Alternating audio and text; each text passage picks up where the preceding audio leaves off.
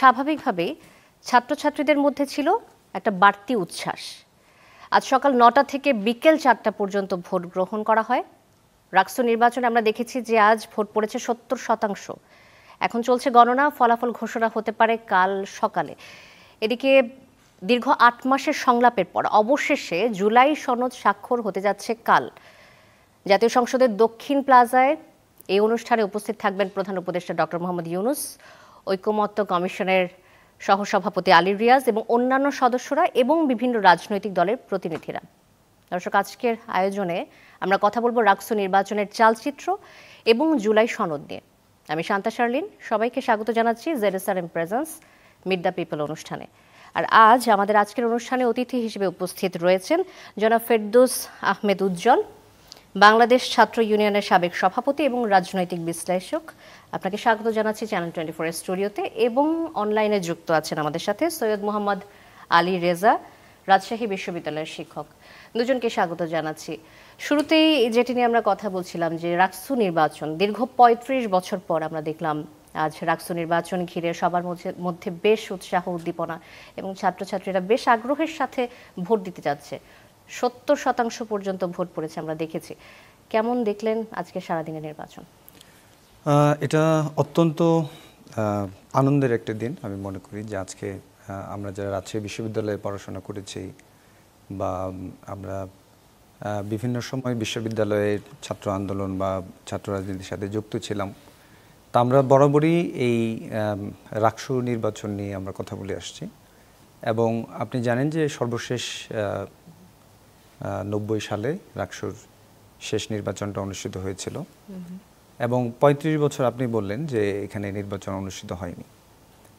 তো এই যে এই বিশ্ববিদ্যালয়ের শিক্ষার্থীদের যে গণতান্ত্রিক অধিকারের প্রধান যে জায়গাটা আমরা বলবো যে এটা অন্যতম সূতিকাগার, রাজনীতি, সংস্কৃতি, ছাত্রদের অধিকার, ছাত্রদের জন্য নিজেকে তৈরি করা, দেশের জন্য নিজেকে তৈরি করার যে প্ল্যাটফর্ম, সেই ছাত্র সংসদ নির্বাচন আজকে অনুষ্ঠিত হতে যাচ্ছে বা হচ্ছে। আপনি ইতিমধ্যে বলেছেন যে প্রায় ৭০% ভোট কাস্ট হয়েছে। আমি মনে করি যে এটা অত্যন্ত আনন্দের একটা বিষয় এবং রাজশাহী বিশ্ববিদ্যালয়ের শিক্ষার্থীদেরকে আমি অভিনন্দন জানাই এই নির্বাচন প্রক্রিয়ায় তারা অংশগ্রহণ করার জন্য। আর ছাত্র সংসদ নির্বাচনের ফলাফল কী হবে সেটা বড় বিষয় না। তারপর আমি মনে করি যে একটা গণতান্ত্রিক ধারায় একটা বিশ্ববিদ্যালয়ে যে মানুষ সেটা অগ্রসর হচ্ছে, এটা একটা বড় একটা বিষয় বলে আমি মনে করি। ৭২ বছরে এটা ১৭তম নির্বাচন। এর আগে ১৬টি নির্বাচন হয়েছে, সবই ৯০-এর আগে। আমরা দেখেছি স্বাধীনতার আগে এবং পরে। অনেক লম্বা সময় পরে যখন ছাত্রছাত্রীরা এই নির্বাচনটি দেখলো, তারা কি নির্বাচনের না হওয়ার কারণে রাজনীতি থেকে অনেকখানি দূরে সরে গেছে বলে মনে করেন আপনি? এইটা আমি সবসময়, আমি যেহেতু ছাত্র আন্দোলনের সাথে যুক্ত ছিলাম এবং আমরা সবসময়ই ছাত্র সংসদ নির্বাচনের দাবিটা সামনে নিয়ে আসতাম এবং সেটার প্রধানতম কারণ ছিল যে যেমন এখানে স্যার উপস্থিত আছেন, এই রাজশাহী বিশ্ববিদ্যালয়ে এখন যারা খুবই গুরুত্বপূর্ণ জায়গায় বসে আছেন বিশ্ববিদ্যালয়ে শিক্ষকদের মধ্যে বা এখানে অন্যান্য দায়িত্বে যারা আছেন, তাদের কিন্তু একটা অংশ এই ৯০ পর্যন্ত যে বিভিন্ন সময় ছাত্র সংসদ নির্বাচন বা ছাত্র আন্দোলন সেই প্রক্রিয়াগুলোর মধ্যে দিয়ে কিন্তু উঠে আসছে। এবং দীর্ঘদিন ছাত্র সংসদ নির্বাচন না হওয়ার কারণে শিক্ষার্থীদের মধ্যে যেটা হলো যে একটা ছাত্র সংসদ কিন্তু শুধুমাত্র একটা ছাত্র সংগঠনগুলো যারা করে তারা ইলেকশন করলো, তারা একটা ক্ষমতায়িত হলো, তারা বিশ্ববিদ্যালয়ে সব কিছু নিয়ন্ত্রণ করে ফেলেন, বিষয়টা কিন্তু এরকম না। বিশ্ববিদ্যালয়ের যে সাংস্কৃতিক পরিবেশ, এখানে যে শিক্ষার পরিবেশ, বিশ্ববিদ্যালয়ের আরও যে অন্যান্য পরিবেশ থাকে, সব কিছুর উপর কিন্তু আসলে এই ছাত্র সংসদের প্রভাব থাকে। যেমন রাজশাহী বিশ্ববিদ্যালয়ে যদি ধরেন, যেমন সেদিনই আলোচনায় শুনছিলাম স্যার হয়তো জীবন ইমতিয়াজ শামীম রাজশাহী বিশ্ববিদ্যালয়ের থেকে, আপনারা জানেন যে লেখক, কথার সাথে ইমতিয়াজ শামীম, উনি একটা গল্প করলেন যে তাদের সময়ে ছাত্র সংসদ নির্বাচন পরবর্তী যেমন সাবাস বাংলা যে ভাস্কর্য, এই সাবাস বাংলা ভাস্কর্য তৈরি করা বা সেটা পেছনে কিন্তু সেখানকার ছাত্র সংসদ, ছাত্র সংগঠন বা ব্যক্তি, তাদের কিন্তু অনেক বড় ভূমিকা রয়েছে। যেটা বলতে চাই যে একটা মানে যেটা হলো নিয়মতান্ত্রিক একটা প্রসেস, হ্যাঁ, যে একটা বিশ্ববিদ্যালয়ে পৃথিবীর যে কোনো জায়গায় ছাত্রদের কথা বলার জায়গাটা আসলে কোথায়, বিশ্ববিদ্যালয়ের কথা বলার জায়গাটা জায়গাটাই ছাত্র আসলে সংসদ আর কি। ছাত্র তো সংসদ এইটা না হওয়ার কারণেই আসলে বাংলাদেশের রাজনীতির যে বড় সংকট, সে সংকটের একটা প্রধান জায়গা হলো বিশ্ববিদ্যালয়ে দীর্ঘদিন বিশ্ববিদ্যালয়গুলোতে ছাত্র সংসদ নির্বাচন না হওয়াটা। আমি সৈয়দ মোহাম্মদ আলী রেজার কাছে যেতে চাই। আপনি যদি একটু এর সাথে যোগ করেন, যেমনটা বলছিলেন জনাব ফেরদৌস আহমেদ উজ্জ্বল, অনেক বছর ছাত্রছাত্রীরা রাজনীতির সাথে সম্পৃক্ত না থাকতে পারার কারণ থেকেছে, কিন্তু নির্বাচন না হওয়ার কারণে তারা অনেকখানি দূরে সরে গেছে এবং মূল রাজনীতিতে এটার প্রভাব পড়ে কিনা, আপনি সব মিলিয়ে আজকের নির্বাচনটা কেমন হয়েছে এবং এত বছর যে নির্বাচন না হওয়া তাতে ছাত্রছাত্রীদের প্রভাব কেমন পড়েছে এর উপর এটি যদি ব্যাখ্যা করেন। ধন্যবাদ আপনাকে। ঢাকা বিশ্ববিদ্যালয় প্রতিষ্ঠার পরেই ঢাকা বিশ্ববিদ্যালয় খুব অল্প কিছু পরেই ডাকসু গঠনের প্রক্রিয়া শুরু হয়, কিন্তু রাজশাহী বিশ্ববিদ্যালয় 53 সালে প্রতিষ্ঠিত হওয়ার পরেও 1962 সাল পর্যন্ত আমাদেরকে ওয়েট করতে হয়েছে ডাকসু একটা অর্ডিন্যান্স তৈরি করতে। এবং তারপরে আমরা দেখছি যে অর্ডিন্যান্স হওয়ার পরেও আমরা ডাকসু কিন্তু সময় মতো আমরা অনুষ্ঠিত করতে পারি নাই। এই 35 বছর পর আমরা, আপনি বললেন এখানে যে 35 বছর পর ডাকসু নির্বাচন আজকে অনুষ্ঠিত হলো এবং খুবই এক ধরনের উৎসব মুখর পরিবেশেই আমি বলবো যে ডাকসু নির্বাচন এবার অনুষ্ঠিত হলো। আমরা যারা বিশ্ববিদ্যালয়ের প্রবীণ শিক্ষক আছি, আমি যেমন আমার নিজের কথাই বলতে চাই যে আমি ডাকসুতে দুবার ভোট দেওয়ার সুযোগ আমার হয়েছিল, কিন্তু বিশ্ববিদ্যালয়ে বর্তমানে যারা শিক্ষকতা করছে তাদের প্রবীণ শিক্ষকদের মধ্যে সংখ্যাগরিষ্ঠ অংশই কিন্তু ডাকসুতে নির্বাচন কিভাবে হয় এবং এই বিষয়গুলো নিয়ে তাদের ধারণা নাই, কারণ তাদের অভিজ্ঞতাই নাই। ছাত্রদের অভিজ্ঞতার কথা বাদই দিলাম। আপনি যে প্রসঙ্গটা উত্থাপন করলেন যে নেতৃত্ব গঠনের ক্ষেত্রে ডাকসুর ভূমিকাটা কি, ডাকসু না হতে নেতৃত্ব গঠনের ক্ষেত্রে কোন কোন প্রতিবন্ধকতা তৈরি হয়। আমাদের ডাকসুর 62 অর্ডিন্যান্সটা কিন্তু সাম্প্রতিক সময় কিছু পরিমার্জন করেছেন আমাদের বর্তমান প্রশাসন। আমি এই বর্তমান পরিবর্তনের আগের যদি ডাকসুর ভাবনাটা যদি চিন্তা করি, সেটার দিকে আমাকে প্রথমে নজর দিতে হবে যে ডাকসু কিন্তু প্রতিষ্ঠিত হয়েছিল ছাত্র নেতৃত্বকে তৈরি করার জন্য, এমনভাবে যাতে করে কিনা তারা রাজশাহী বিশ্ববিদ্যালয়ের ছাত্রদেরকে কর্মমুখী করে গড়ে তুলতে পারে। অর্থাৎ এটা একটা কর্পোরেট কালচার ছাত্রদের মধ্যে তৈরি করার জন্য তারা মূলত ভূমিকা রাখে। দ্বিতীয় তাদের ভূমিকা ছিল তাদের ছাত্রছাত্রীদের কমিউনিকেশন স্কিল ডেভেলপ করার জন্য যা যা কাজ করার, সাংস্কৃতিক কর্মকাণ্ড পরিচালিত করার জন্য যা যা করার, এখানে খেলাধুলার পরিবেশ এখানে উন্নত করার জন্য যা যা করার, এখানে বিতর্ক থেকে শুরু করে যা যা কিছু আছে সেই সব বিষয়ে ছাত্রদের অংশগ্রহণ, ছাত্রদের নেতৃত্বকে সামনে নিয়ে এসে একটা ইনক্লুসিভ একটা এনভায়রনমেন্ট রাজশাহী বিশ্ববিদ্যালয়ে যেন তৈরি হতে পারে, সেই জন্য রাজশাহী বিশ্ববিদ্যালয়ে ডাকসু প্রতিষ্ঠা হয়েছিল।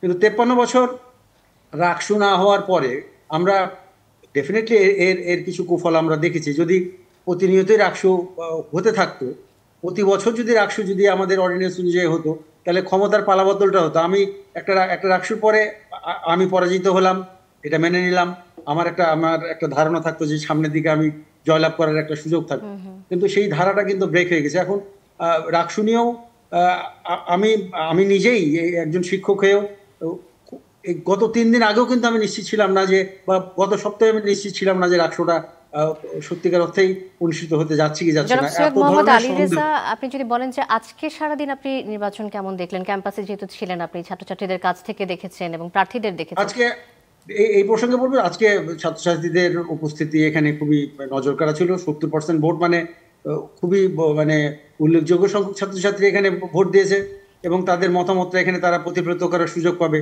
এবং এই বিষয়ে আমি এখন আসলে সন্তুষ্টি লাভ করছি যে তারা ভোট দিয়েছে এবং তাদের মতো করে ছাত্র নেতৃত্ব এখানে সিলেক্ট করার একটা জায়গায় তারা গেছে আজকে।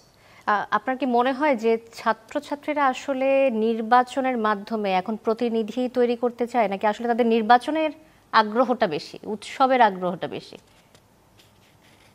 আপনাকে উৎসবের আগ্রহটা তো আছেই, এক ধরনের বিষয়। রাজনৈতিক সচেতনতার জায়গাটা যদি চিন্তা করেন, সেই জায়গায় হয়তো বা কিছুটা মিসিং লিঙ্ক আছে আমাদের মধ্যে। আমাদের ছাত্ররা কতটুকু রাজনৈতিক সচেতন সেই প্রশ্নটা নিয়ে আলোচনা করলে এটা আলাদা একটা আলোচনার জায়গায় যাওয়া যেতে পারে। কিন্তু ডাকসু হতে হবে এই নিয়ে যে ঘটনাগুলো রাজশাহী ইউনিভার্সিটিতে গত কয়েক মাস ধরে চলেছে, তাতে রাষ্ট্রমূলক নির্বাচনটা অনুষ্ঠিত হওয়াটা ছাত্রদের জন্য এক ধরনের বিজয় ছিল বলে আমি মনে করছি, এবং তারা এটাকে একটা উৎসব হিসেবেই এখন উদযাপন করছে বলে আমি মনে করছি। একই প্রশ্ন আমি আপনার কাছেও ফিরবো, তবে আমাদের সহকর্মীরা রয়েছেন তাদের কাছে আমি কিছু প্রশ্ন রেখে আসতে চাই, তাদের কাছ থেকে জানার চেষ্টা করবো যে ক্যাম্পাসের কি পরিস্থিতি, যেহেতু তারা সারাদিন ধরে খবরাখবর জানাচ্ছেন এবং রাকসু নির্বাচনের আদ্যপান্ত আমরা জানছি। আবরার শাহিদকে দেখতে পাচ্ছি এবং দেখতে পাচ্ছি ফরহাদুজ্জামান শাহীকে, দুইজনই রয়েছেন রাজশাহী বিশ্ববিদ্যালয়ের। শুরুতে আবরার শাহীর কাছে যেতে চাই, সারাদিন ধরে ইলেকশন কাভার করেছেন, সকাল থেকে ভোট গ্রহণ চলেছে বিকেল 4টা পর্যন্ত, এখন চলছে গণনা। আপনি এই মুহূর্তে কি কোথায় অবস্থান করছেন এবং কি দেখছেন, সব মিলে পরিস্থিতি জানাবেন।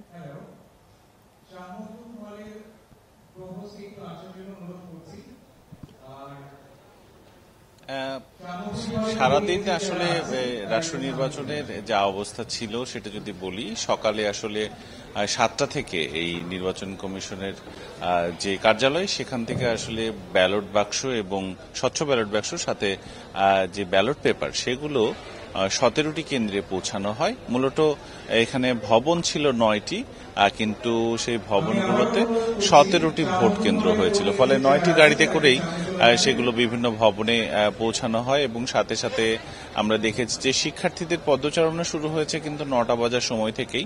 সবচেয়ে বেশি আগ্রহী ছিল নারী শিক্ষার্থীরা, এবং নারী শিক্ষার্থীরা সকাল সকাল তাদের কেন্দ্রগুলোতে ভোট দিতে আসেন। 6টি যে হল আছে নারীদের, সেই হল অনুযায়ী যে ভবনগুলোতে কেন্দ্র ছিল সব জায়গাতে এসেছিলেন, এবং তাদের কিন্তু পদচারণা ছিল প্রায় 1:30টা পর্যন্ত। তারপরে নারী শিক্ষার্থীদের যে কেন্দ্রগুলো, সেখানে নারী ভোটারের সংখ্যাটা একেবারেই কমে গিয়েছিল। তবে যারা পুরুষ শিক্ষার্থী বা ছেলেদের যে হলগুলো, সেখানে কিন্তু ভিড় শুরু হয়েছিল ঠিক 12টা থেকে, এবং সেটি চলেছে একদম শেষ নাগাদ 4টা থেকে 4:30 পর্যন্ত।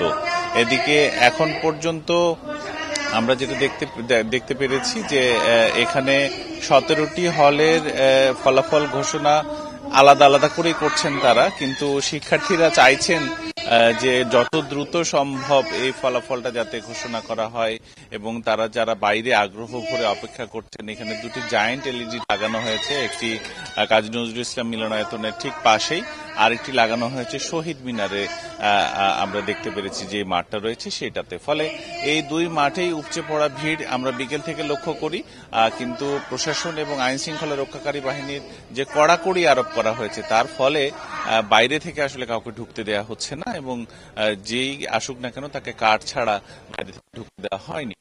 ফলে বাইরেও আমরা বিপুল পরিমাণে ভিড় দেখেছি এই রাকসু নির্বাচনকে কেন্দ্র করে। বিভিন্ন রাজনৈতিক দল, সংগঠন, ছাত্র সংগঠন, তারাও আগ্রহ ভরে বাইরে অপেক্ষা করছে। তবে সবচেয়ে ভালো বিষয় যেটি, এই রাকসু নির্বাচন নিয়ে কিছুটা আশঙ্কা শঙ্কা থাকলেও অন্যান্য বা ছাত্র সংসদ নির্বাচন হয়েছে, ডাকসু, আমরা নিশ্চয়ই আবারও প্রয়োজনে আপনার সাথে যুক্ত হব। ফরহাদুজ্জামান শাহীর কাছে যেতে চাই। ফরহাদ, আপনি যদি আমাদেরকে জানান যে রাকসু নির্বাচন কমিশনার জানিয়েছেন যে 17টা কেন্দ্রের ফলাফল ঘোষণার জন্য তারা 17 ঘন্টা সর্বোচ্চ সময় নেবেন। আপনার কি মনে হচ্ছে ভোট গণনার পরিস্থিতি দেখে 17 ঘন্টায় ভোট গণনা করা সম্ভব?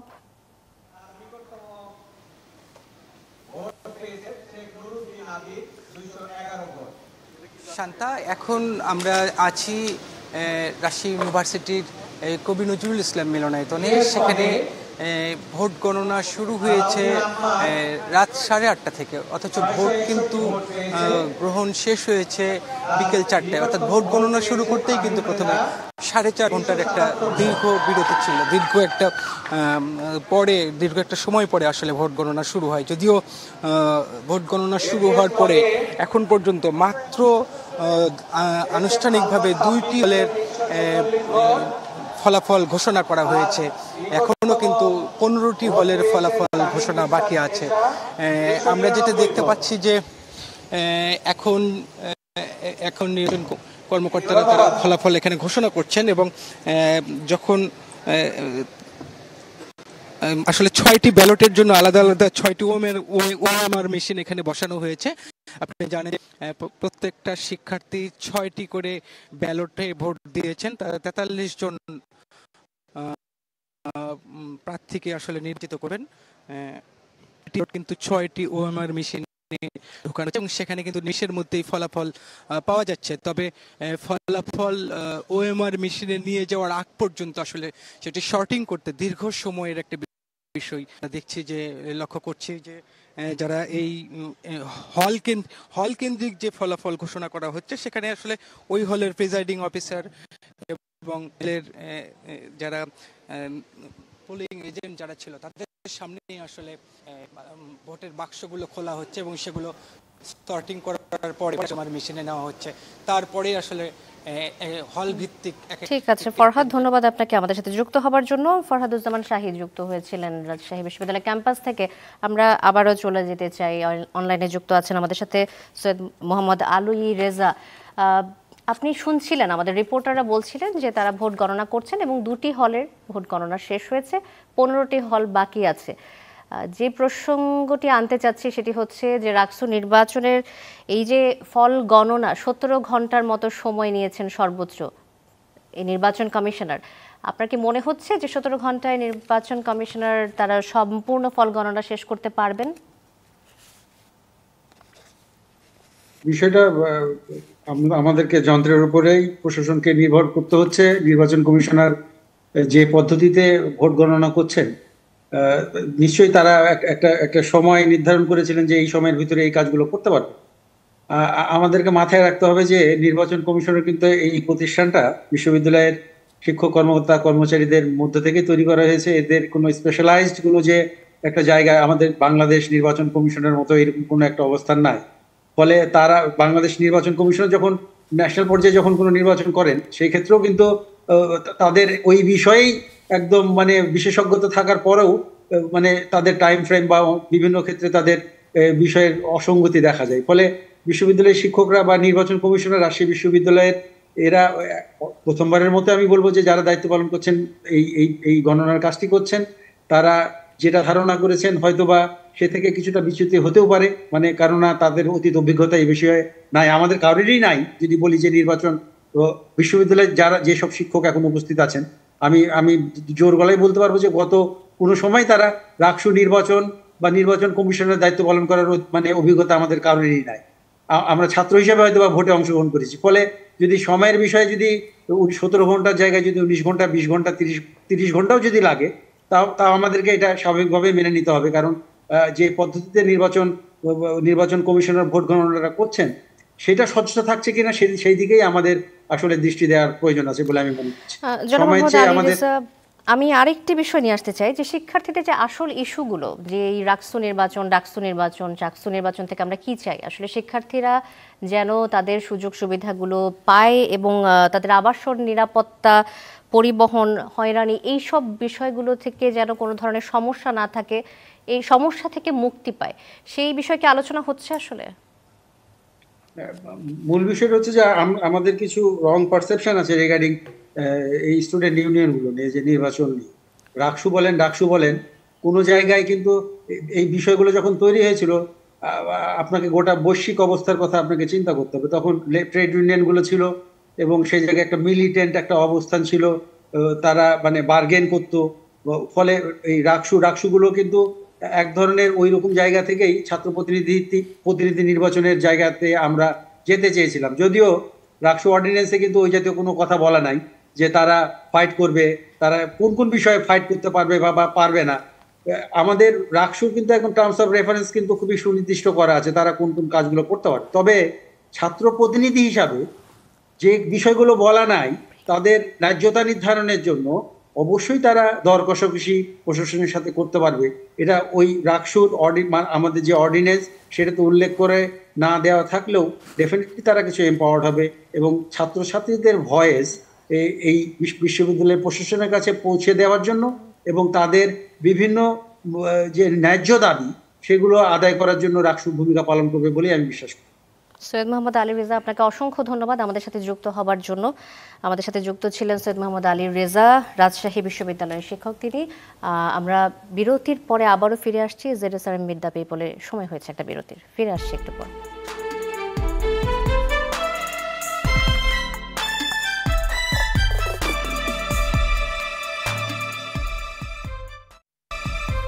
বিরতির পর আবারও স্বাগত জানাচ্ছি জেরুসালেম মিড-দ্য পিপলে।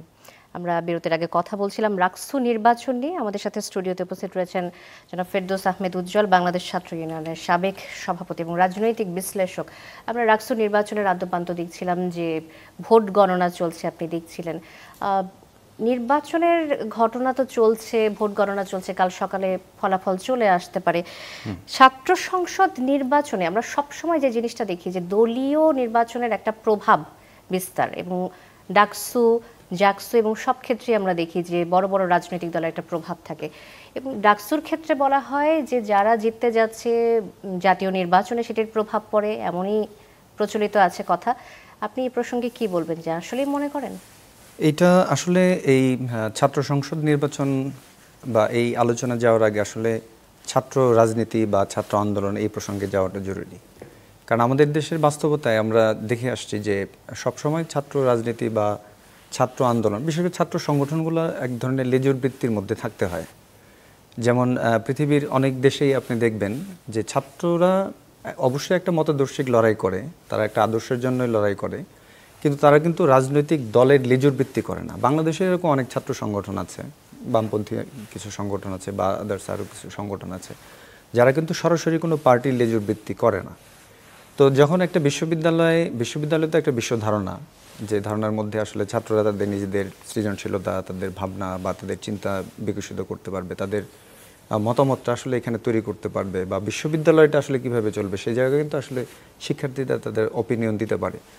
কিন্তু যেহেতু আমাদের দেশের রাজনৈতিক যে দলগুলো তারা সবসময়ই চেয়েছে যে এই ছাত্ররা তাদের দলের লাঠিয়াল হিসেবে বা পেটোয়া বাহিনী হিসেবে বা তাদের একটা কি বলা যায়, একটা মানে কি বলা যায় যে আগে যেমন রাজা ধীরাজরা একটা বাহিনী রাখতো আর কি, রাজনৈতিক দলগুলো ঠিক একই রকম, যে ছাত্র সংগঠনগুলোকে তাদের একটা বাহিনী হিসেবে আসে ট্রিট করতে। যে কারণে ছাত্র সংসদ বা এই জায়গাগুলোতে দলীয় প্রভাব তারা একভাবে রাখার চেষ্টা করে। কিন্তু ফ্যাক্ট হলো এটাই যে ছাত্ররা যদি আপনি দেখেন যে 90 পর্যন্ত এখানে যে ছাত্র সংসদ নির্বাচনগুলো হয়েছে সেটা কিন্তু ছাত্ররা তাদের ভোটের মাধ্যমে ছাত্র সংসদ নির্বাচনে প্রার্থীদের নির্বাচিত করেছে এবং তাদের জাতীয় রাজনীতিতে অবস্থান দেখেন খুবই সুস্পষ্ট অবস্থান। কিন্তু মানে দলীয় প্রভাব আছে যেমন, একইভাবে ছাত্র নেতৃত্ব যেভাবে সংসদের মধ্যে নির্বাচিত হয়েছে তাদের কিন্তু জাতীয় রাজনীতিতে প্রভাব কিন্তু অন্যরকম।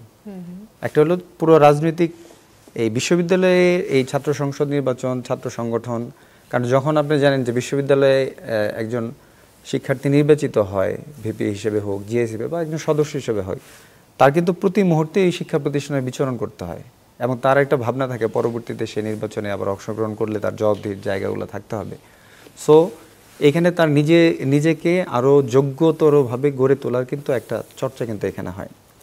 এখানে দলীয় রাজনীতির প্রভাব নিঃসন্দেহে আছে, এটা হয়তো থাকবেই। একইভাবে এখানে মূল জিনিসটা যেটা থাকা উচিত এটা হলো একটা মতাদর্শিক যে লড়াই, যেটা ছাত্র সংগঠন হিসেবে এখানে বিভিন্ন ছাত্র সংগঠন আসলে এটা বলবৎ রাখতে পারে বিশ্ববিদ্যালয়গুলোতে আর কি। আপনি রাজশাহী বিশ্ববিদ্যালয়ের ছাত্র ছিলেন, তখন ছাত্র রাজনীতির সাথে জড়িত ছিলেন। ব্যক্তিগত অভিজ্ঞতা থেকে যদি বলেন যে ওই সময়ে নির্বাচন হতো না, রাকসু নির্বাচন আপনি দেখেননি, তারপরও যে নির্বাচনের আশায় না থেকে রাজনীতির সাথে সম্পৃক্ত থাকা, কিসের আশায় আপনার রাজনীতির সাথে জড়িত ছিলেন এবং কাজ করতেন? আপনি জানেন যে আমি একটা বামপন্থী ছাত্র সংগঠন করতাম, ছাত্র ইউনিয়ন। তো আমরা একটা অদ্ভুত তথ্য দেই যে ধরেন যে এই 35 বছর আর রাকসু নির্বাচন হয়নি, কিন্তু 35 বছর এই বিশ্ববিদ্যালয়ের হাজার হাজার শিক্ষার্থী তারা কিন্তু এই রাকসুর যে ফি, সেই ফি কিন্তু প্রতি মাসে কিন্তু তারা জমা দিয়েছে। এই প্রশ্নগুলোও কিন্তু আমরা বিভিন্ন সময় তুলেছি, তাহলে এই ফিগুলো কেন নেওয়া হচ্ছে? তা আমরা এই দাবি যেমন করে আসছি, একইভাবে আমরা শিক্ষার্থীদের যে দাবি, যখন বিশ্ববিদ্যালয়ের বেতন ফি বা এখানে নাইট শিফট, নানান ধরনের মানে অগণতান্ত্রিক যে কোনো সিদ্ধান্ত যখনই নেওয়া হতো, বা বিশ্ববিদ্যালয়ের নিরাপত্তা, আপনি একটা তথ্য দিয়ে 2004 সালে সেখানে তাপসী রাবেয়া হলে একটা অনুপ্রবেশের ঘটনা ঘটে, বিশ্ববিদ্যালয়ে একটা বিশাল আন্দোলন হয়। তা আমরা ছাত্র সংগঠনগুলো কিন্তু সেই আন্দোলনে, মেয়েদের হলে একটা অনুপ্রবেশের ঘটনা ছিল আর কি, অনেক বড় আন্দোলন হয়েছিল। আমরা এই নারীদের নিরাপত্তা, এখানে একটা কি সুষ্ঠু একটা পরিবেশের জন্য, শিক্ষার্থীদের শিক্ষার সুষ্ঠু পরিবেশের জন্য, নিরাপত্তার জন্য, এখানে পরিবহন সংকট, আবাসন সংকট, এগুলো নিয়ে কিন্তু আমরা নিয়মতান্ত্রিকভাবে আমরা আন্দোলন করে গেছি। এবং বিশ্ববিদ্যালয়ের সাধারণ শিক্ষার্থীদের যখন নিয়মিত শিক্ষার যে সুযোগ বা অধিকারের জায়গাগুলো সেগুলো যেমন বঞ্চিত হতো, কিন্তু আমরা একই সময় দেখতাম স্যার যেটা বললেন যে এখানে কর্পোরেট চিন্তা, নাইট শিফট খোলা হচ্ছে বিভিন্ন ডিপার্টমেন্টে, রেগুলার শিফটে ক্লাস পরীক্ষা ঠিকভাবে হচ্ছে না, বিশাল সেশন জট, এর মধ্যে হলো নাইট শিফট খোলা হচ্ছে। আমরা কিন্তু এগুলো বিরোধিতা শুধু করি নাই, আমরা আন্দোলন করে কিন্তু এগুলো আমরা শিক্ষার যে বাণিজ্যিকীকরণের যে চিন্তা সেটাকে কিন্তু আমরা রুদ্ধ করেছি।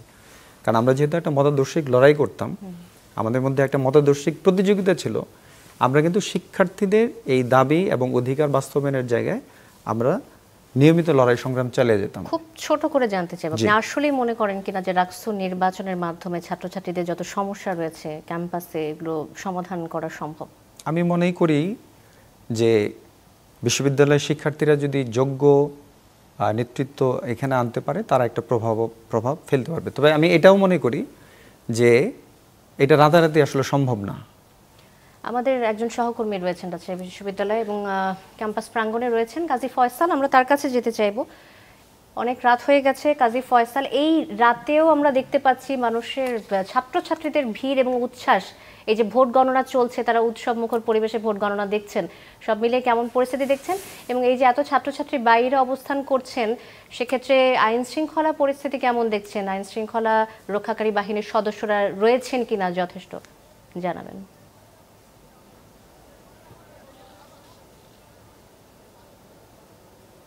শান্তা, আইন শৃঙ্খলা বিষয়টি যেহেতু আপনি জানতে চেয়েছেন আগে, এখানে মূলত বিশ্ববিদ্যালয়ের এরিয়ার মধ্যে আইন শৃঙ্খলা বাহিনীর সদস্যরা ছড়িয়ে ছিটিয়ে কিন্তু দায়িত্ব পালন করছেন না। তারা মূলত মূল ফটকে অর্থাৎ প্রবেশ পথগুলোতে বা বাইর হওয়ার যে পথগুলো সেগুলোতে কিন্তু তারা দায়িত্ব পালন করছেন, এবং এই বিশ্ববিদ্যালয়ের ফটকের বাইরের অংশে কিন্তু বিভিন্ন রাজনৈতিক দলের, বিশেষ করে বিএনপি এবং জামায়াতের নেতাকর্মীরা তারা অবস্থান নিয়েছেন, এবং তারা এবং উৎসুক জনতাও কিন্তু ভিড় জমিয়েছেন। আর বিশ্ববিদ্যালয়ের প্রাঙ্গণের ভেতরে শিক্ষার্থীরা অবস্থান নিয়েছেন, গণমাধ্যম কর্মীরা অর্থাৎ যাদের অনুমোদন রয়েছে বা অনুমতি আছে তারাই কিন্তু এখানে অবস্থান করতে পারছেন। আমি আছি এই মুহূর্তে কবি কাজী নজরুল ইসলাম মিলনায়তনে, এবং এখান থেকে মূলত কেন্দ্রীয়ভাবে ফলাফল ঘোষণা করা হবে সেটি আমরা জানতে পেরেছি। এবং এর কেন্দ্রের এখানে মূলত এই মিলনায়তনের বাইরে কিন্তু বড় একটি স্ক্রিন লাগিয়ে দেওয়া হয়েছে, যেখান থেকে মূলত শিক্ষার্থীরা সরাসরি ভোট গণনার কার্যক্রম তারা দেখছেন, এবং তারা নানান স্লোগান দিচ্ছেন, তারা আনন্দ উল্লাস করছেন। এবং পুরো এই বিশ্ববিদ্যালয়ে এই রাকসু নির্বাচন চলাকালীন সময় থেকে শুরু করে এখন পর্যন্ত কোনো ধরনের বিশৃঙ্খল বা অপ্রীতিকর ঘটনার তথ্য আমাদের কাছে নেই, এবং স্বাভাবিক পরিস্থিতি আছে। আনন্দমুখর পরিবেশেই শিক্ষার্থীরা ভোটাধিকার প্রয়োগ করেছেন, এবং তারা এখন পর্যন্ত কিন্তু আনন্দ উল্লাসের মধ্যে আছেন। কারোর সাথে কারো কোনো তেমন দৃশ্যমান কোনো মনোমালিন্যতা কিংবা কোনো ধরনের বাকবিতণ্ডা কিন্তু এখন পর্যন্ত হয়নি। সব রকম রাজনৈতিক দল এবং রাজনৈতিক দলের সমর্থিত প্রার্থীরা আছেন, একইভাবে স্বতন্ত্র প্রার্থী যারা আছেন তারাও কিন্তু মাঠে সক্রিয় রয়েছেন, এবং তাদের যারা শিক্ষার্থী ভোটাধিকার প্রয়োগ করেছেন তারাও কিন্তু রাত জেগে তাদের বিজয় উল্লাস করার অপেক্ষায় আছেন। এবং আপনাকে জানিয়ে রাখি, এই ভোট কিন্তু এখানে দিনব্যাপী হয়েছে, সকাল 9টা থেকে বিকেল 4টা পর্যন্ত ভোটাধিকার প্রয়োগ করেছেন শিক্ষার্থীরা, এবং তারপরে কিন্তু 8 ঘন্টা পেরিয়ে গেল ভোট গণনার সময়, যেখানে বিশ্ববিদ্যালয় প্রশাসন থেকে 17 ঘন্টা, যেহেতু 17টি কেন্দ্রে ভোট হয়েছে, এবং এগুলো এই 17টি ঘন্টা কিন্তু লাগবে ন্যূনতম সময়, তারা আমাদেরকে সেটি বলেছেন। এবং আমাদের কাছে যে তথ্য রয়েছে যে এখন পর্যন্ত সর্বমোট যে বিশ্ববিদ্যালয়ের যে ভোটার সংখ্যা 28,909 জন, এর মধ্যে কিন্তু 20,187 জন ভোট দিয়েছেন, এবং এটার যদি পার্সেন্টেজ আমরা বলি তাহলে মোট ভোটারের 69.83% ভোটাধিকার প্রয়োগ করেছেন। এই তথ্য আমাদের কাছে রয়েছে। ফয়সাল, আপনাকে ধন্যবাদ আমাদের সাথে যুক্ত হওয়ার জন্য। গাজী ফয়সাল আমাদের সাথে যুক্ত হয়েছিলেন। আমরা আবারও স্টুডিওতে আমাদের অতিথির কাছে ফিরতে চাই। জনাব ফেরদৌস আহমেদ উজ্জ্বল, আমরা অনুষ্ঠানের শুরুতেই বলছিলাম যে কাল জুলাই সনদ স্বাক্ষর হতে যাচ্ছে প্রধান উপদেষ্টা ডক্টর মোহাম্মদ ইউনূসের উপস্থিতিতে। সবগুলো রাজনৈতিক দল একসাথে হয়ে তাদের প্রতিনিধিদের মাধ্যমে সই করবেন। তো সবশেষ খবর আমাদের কাছে যেটা এসেছে যে 31 অক্টোবর পর্যন্ত বাড়ানো হয়েছে জাতীয় ঐকমত্য কমিশনের মেয়াদ। এবং রাজনৈতিক দলগুলোর অবস্থানগুলো যদি আমি আপনাকে একটু বলতে চাই যে তারা বলছে আইনি ভিত্তি নিশ্চিত না হলে জুলাই সনদে সই করবে না এনসিপি, এমনটা বলেছে। জামাত যাবে, কিন্তু সই করবে কিনা সে অবস্থান এখনো নিশ্চিত করেনি। এবং নোট অফ ডিসেন্টে দেওয়া বিষয়গুলো জুলাই সনদে থাকলে সইয়ের বিষয়ে সিদ্ধান্ত নেবে বিএনপি, এমনটা বলেছেন মির্জা ফখরুল। এবং সবশেষ যে বিষয়টি জানাতে চাই সেটা হচ্ছে ঐকমত্য কমিশনের সহ সভাপতি আলী রিয়াজ বলছেন যে কাল না করলেও পরে সনদে সই করা যাবে। তো সবই যেহেতু পরে সনদে সই করা যাবে, কালকে কি আসলেই রাজনৈতিক দলগুলো সই করবেন? আপনার কি মনে হয়? তা আমি আজকে যখন সংসদ ভবনের সামনে দিয়ে আসছিলাম, আমি দেখলাম যে বিশাল প্যান্ডেল করা হচ্ছে এবং অনেক আলোকসজ্জা এবং প্রস্তুতি তো দেখলাম অনেক বড় প্রস্তুতি আর কি। আমি আপনাদের গাড়িতে যখন আসছিলাম, তো তারা যেহেতু বলছে যে কালকে অনুষ্ঠান নির্ধারিত, তো অনুষ্ঠান হবে, কিন্তু আসলে এখানে প্রত্যেকটা রাজনৈতিক দলই তার নিজস্ব অবস্থান ব্যক্ত করেছে। আপনি যাদের কথা বললেন এর বাইরেও বামপন্থী 5টা দল, গণফোরাম, বাংলাদেশ জাসদ, আমি দেখলাম যে আজকে তারা একটা প্রেস কনফারেন্স করে তারা তাদের অবস্থান ব্যক্ত করেছে আর কি, যে তারা এখানে স্বাক্ষর করবেন না এবং কি কি কারণে করবেন না সেটা হলো উল্লেখ করেছেন আর কি।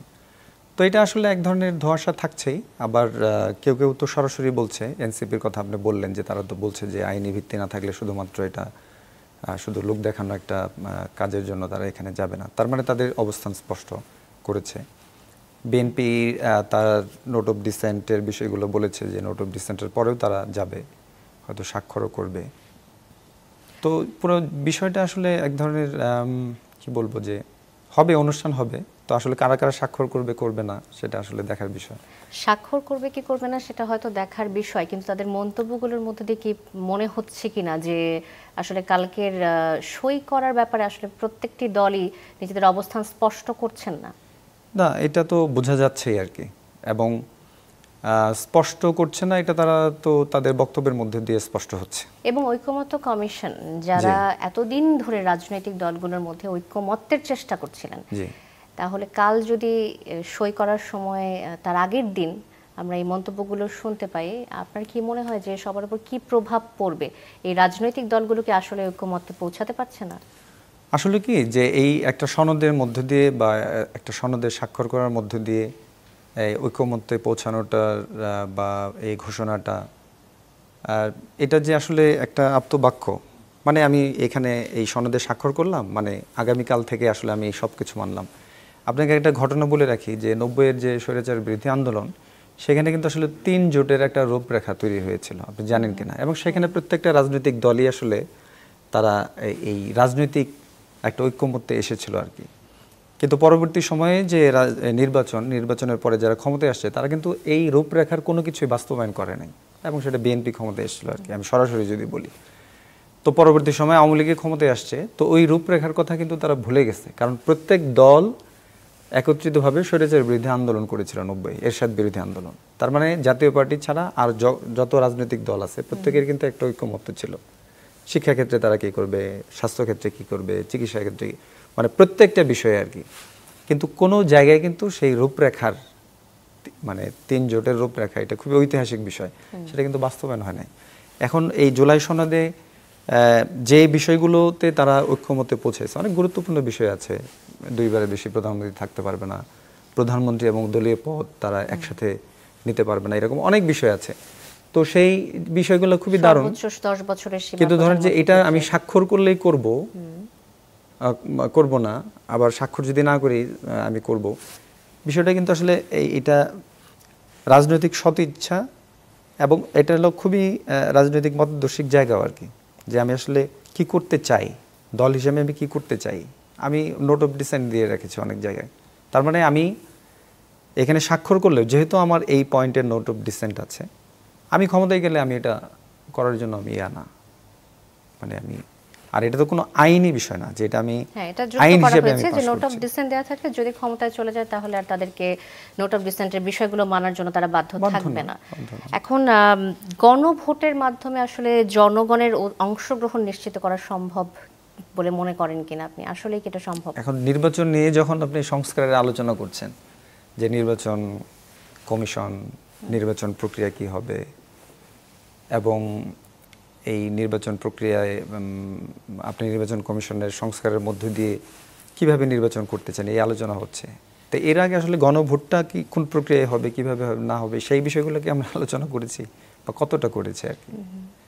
তো গণভোটের আমাদের দেশের যে কনসেপ্ট আপনি যদি হিস্ট্রিক্যালি দেখেন, এটা কিন্তু অনেক সুখকর না। আমাদের দেশে হা না ভোট হয়েছে বা বিভিন্ন ইস্যুতে অনেক ধরনের ভোট হয়েছে আর কি। সেগুলো নিয়ে আমাদের দেশের মানুষের কি বলবো যে অভিজ্ঞতাটা অত ভালো না। আর রাজনৈতিক দলগুলোরও তো এখানে খুবই স্পষ্ট অবস্থান তারা জানাচ্ছে, তাদের বিতর্কের জায়গাগুলো বলছে তাদের এখানে। এবং এখানেও আমি বলবো যে ভিন্ন মতাদর্শ প্রত্যেকটি রাজনৈতিক দলের থাকবেই, এটা মানে ভিন্নতা, মতাদর্শিক ভিন্নতা, ডিফারেন্স, এটা হবে, নির্বাচনের সাথে হবে। হ্যাঁ, তো এই জায়গাগুলোতে আসলে সবাই একমত হবে কিভাবে? কোনো বিষয় তো আসলে একমত, কোনো বিষয়ে আসলে অ্যাবসলিউটলি একমত হওয়া সম্ভব না।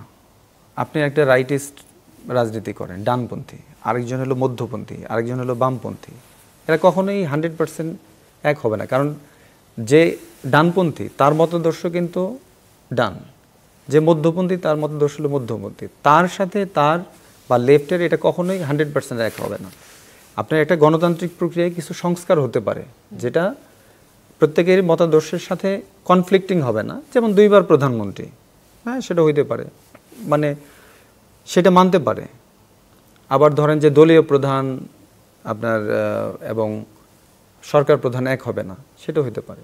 কিন্তু আমি অ্যাজ এ দল বিএনপি, আমি ক্ষমতায় গেলে আসলে আমি কি করতে চাই, এটা তো আমার একদম দলীয় ম্যান্ডেটের বিষয়। আমি দল হিসেবে আমি আসলে কি করতে চাই, বা আমি হলো যে অন্য একটা রাজনৈতিক দল, আমি দল হিসেবে আসলে কি করতে চাই। আর বিএনপি তো বলতে আমি 31 দফা বাস্তবায়ন করব। যদি ফেব্রুয়ারিতে নির্বাচন হতে হয় এবং যেই কারণে আসলে ঐকমত্য কমিশন গঠন করা হলো, যে সব রাজনৈতিক দলগুলো কিনে সংস্কার প্রস্তাব এবং সবার মতামত নিয়ে এক জায়গায় আসা, হয়তো সবাই একদম একমত হবে সেটা হবে না, সেটা সম্ভব না, কিন্তু কাছাকাছি আসলে তো আমাদের জাতীয় নির্বাচনটা ফলপ্রসূ হবে এবং সেদিকে আমরা এগোতে পারি। ভিন্ন ভিন্ন মতাদর্শের কারণে তো জিনিসটা আরো পেছাচ্ছে, আমাদের সময় অতিবাহিত হচ্ছে। অন্তর্বর্তী সরকার লম্বা সময় ধরে আছে এবং যদি তারা সবাই একমত না হয়, অন্তর্বর্তী সরকারের হাতেও কি আসলে দায় থাকে কিনা যে নির্বাচন কেন দেরিতে হচ্ছে? না, সেটা তো একটা প্রশ্ন তো আসবেই, সেটা তো সরকারের উপর প্রশ্ন আসবে। যেহেতু তারা একটা রোডম্যাপ তারা ঘোষণাই করেছে যে তারা কবে কবে কি করবে, কিভাবে করবে না করবে। আজকে যেমন বললেন যে তারা এই ঐকমত্য কমিশন তারা সময় বাড়িয়েছে 31 অক্টোবর পর্যন্ত। রাজনৈতিক দলগুলো যেহেতু মতাদর্শিক অবস্থান থাকে, অতএব তাদের ডিফারেন্স থাকবে, এটা যেমন ঠিক। এবং একটা নির্বাচনে অংশগ্রহণ করার জন্য যে ন্যূনতম যে ঐক্যমত, সেটা হলো প্রত্যেকটা দল মিলে আসলে এক জায়গায় আসতে পারে। এখানে ঐকমত্য কমিশনের যে যে জায়গাগুলোতে রাজনৈতিক দল, আপনারা জানেন যে এখানে প্রায় 32-33টা রাজনৈতিক দল তারা অংশগ্রহণ করেছে, তারা ডিবেট করেছে, তারা নোট অফ ডিসেন্ট দিয়েছে, তাদের নিজস্ব অবস্থান ব্যক্ত করেছে এবং অনেকগুলো পয়েন্টে কিন্তু তারা একমত হয়েছে। তাহলে যে পয়েন্টগুলোতে আসলে তারা একমত হয়েছে সেই বিষয়গুলো নিয়ে কি আসলে এগোনো উচিত ছিল না? বা এখানে অনেকে তো অভিযোগ করতেছে যে যে পয়েন্টগুলোতে তারা হয়তো একমত হয় না, এই নোট অফ ডিসেন্ট, সেই জিনিসগুলো এখানে সনদের অন্তর্ভুক্ত করে। নোট অফ ডিসেন্ট কখনো মানে যে কোনো একটা কি বলবো যে একটা ডিক্লারেশনে বা পাবলিকেশনে নোট অফ ডিসেন্টটা আপনি পরিশিষ্টের মধ্যে দিতে পারেন, শেষে নোট হিসেবে আসতে পারে, ইয়ে হিসেবে আসতে পারে। কিন্তু একটা সিদ্ধান্ত যখন হয় নোট অফ ডিসেন্টের, সেখানে সেই জিনিসগুলো আলাদাভাবে উল্লেখ করা, এটা তো এক ধরনের মানে ভিন্ন একটা বার্তা তৈরি করে। তবে অবশ্যই রাজনৈতিক দলগুলো যদি দীর্ঘ আলোচনা করেছে নির্বাচন প্রক্রিয়াকে ত্বরান্বিত করার জন্য ন্যূনতম যে ঐক্যমত, সেই ঐক্যমতের জায়গাগুলো যে ছিল, এই জিনিসগুলো নিয়ে আসলে আগানো উচিত আমি বলে মনে করি। আপনি মনে করছেন যে ন্যূনতম ঐক্যমতের জায়গা তৈরি হয়ে গেছে? কিছু জায়গা তো অবশ্যই ঐক্যমতের জায়গা তৈরি হয়েছিল আর কি। রাজনৈতিক দলগুলো আপনি অনেকগুলো পয়েন্টেই দেখা যায় যে 32টা দল তারা ওপিনিয়ন দিয়েছে এবং যে জায়গাগুলোতে হয়তো ডিফারেন্স ছিল সেই জায়গাগুলোতে আরও আলোচনা করে সেটাকে কিভাবে কনসাইজ করে এই প্রক্রিয়াকে ত্বরান্বিত করা যায় সেটা করা যেত এবং সেই প্রক্রিয়াটা আসলে ঠিকভাবে হয়েছে কি হয়নি সেটা আসলে আলোচনার দাবি রাখে। আচ্ছা, এই ভিন্ন মতের প্রসঙ্গে আরেকটি কথা জানতে চাই যে দীর্ঘমেয়াদের সংবিধান এবং রাজনৈতিক স্থিতিশীলতার জন্য এই যে ভিন্ন মত রাজনৈতিক দলগুলো, যেটি পরবর্তীতেও থাকবে কিনা আমরা জানি না, আশা করি হয়তো থাকবে না, এটিকে আসলে হুমকি স্বরূপ মনে করেন কিনা? না, আমি মনে করি না যে ভিন্ন মত হুমকি স্বরূপ। আপনি ধরেন সাদা পছন্দ করেন, আমি লাল পছন্দ করি, আমাদের মতের একটা ডাইভার্সিটি থাকতে পারে, মতের ভিন্নতা থাকতেই পারে, কিন্তু মতের ভিন্নতা নিয়েও কিন্তু আসলে চলা যায়। হ্যাঁ, আমাদের দেশে এখানে ধরেন ৭২-এর সংবিধান নিয়ে এক ধরনের প্রশ্ন। হ্যাঁ, কিছু রাজনৈতিক দল মনে করে, বামপন্থী দলগুলা বা ৭২-এর সংবিধান, আবার ধরেন যে রাইটিস্ট যারা, তারা ৭২-এর সংবিধানকে মনে করে যে এটার কোনো দরকারই নেই। কিন্তু আমাদের মুক্তিযুদ্ধের সাথে কিন্তু ৭২-এর সংবিধানের যুক্ততা খুবই গুরুত্বপূর্ণ। অথবা এটা কিন্তু মতাদর্শিক জায়গা আমাদের মুক্তিযুদ্ধ। যেমন এইখানে বামপন্থীদের একটা ছিল যে জুলাই সনদে মুক্তিযুদ্ধের যে বয়ান বা বক্তব্য, সেটা হলো সুস্পষ্টভাবে আসেনি, তারা খুবই সুস্পষ্টভাবে প্রেস কনফারেন্স করে জানিয়েছে। তাহলে এই জিনিসগুলো কিন্তু খুব সিগনিফিকেন্ট। ডিফারেন্স থাকবেই, মতাদর্শিক দ্বন্দ্ব থাকবেই, এই দ্বন্দ্ব মানে সংঘাত না। আমরা কি পিছিয়ে যাচ্ছি এই ভিন্ন মতের কারণে? পিছিয়ে যাচ্ছি কি যাচ্ছি না, এটা নির্ভর করবে যে এই নির্বাচন প্রক্রিয়ার উপর।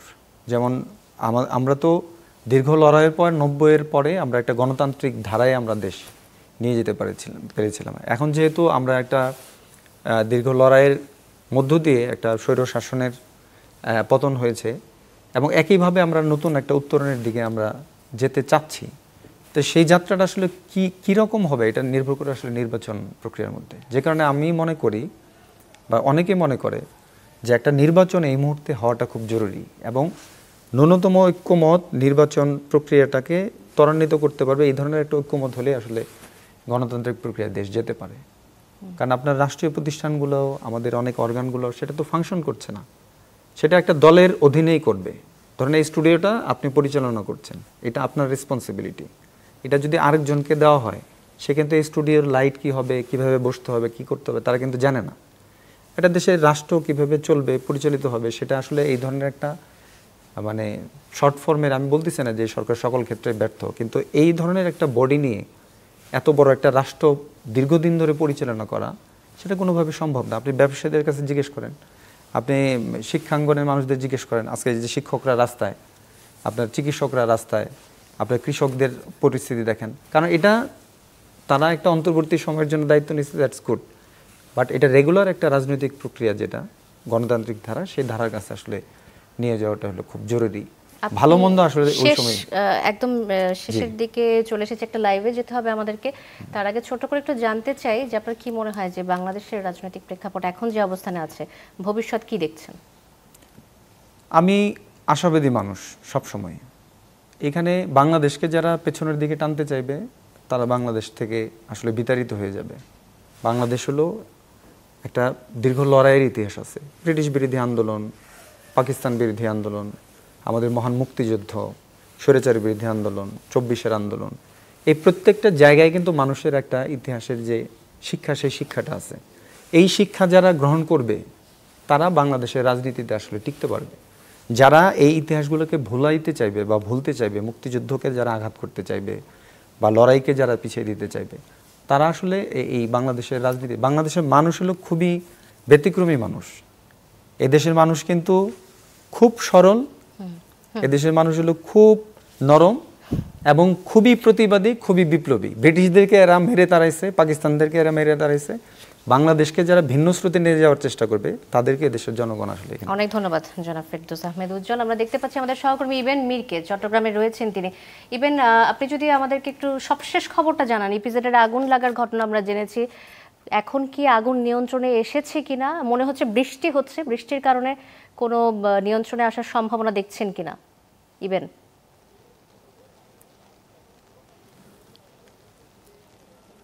শান্তা, বৃষ্টি কিন্তু কিছুক্ষণ পরপরই আসলে বৃষ্টি নামছে, তবে সেই বৃষ্টি এই ভয়াবহ আগুনের কাছে আসলে কিছুই না।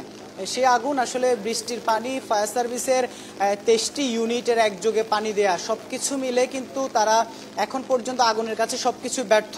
আমরা যদি একটু দেখানোর চেষ্টা করি, 8তলা যে ভবনটি, সেই ভবনটির পুরোটা আসলে একেবারে পুরো ভবনটি কিন্তু এখনো দাউ দাউ করে জ্বলছে। অর্থাৎ বলতে গেলে এই ভবনের কিছুই আর অবশিষ্ট নেই, একেবারে ধ্বংসস্তূপে পরিণত হয়েছে। শুধুমাত্র আর ভবনটি ধসে পড়া বাকি আছে, ভেতরে সবকিছু জ্বলে একেবারে ছারখার হয়ে গেছে। অর্থাৎ একজন উদ্যোক্তার স্বপ্ন, একটি প্রতিষ্ঠান পুরোই ধ্বংস হয়ে গেছে আজকে।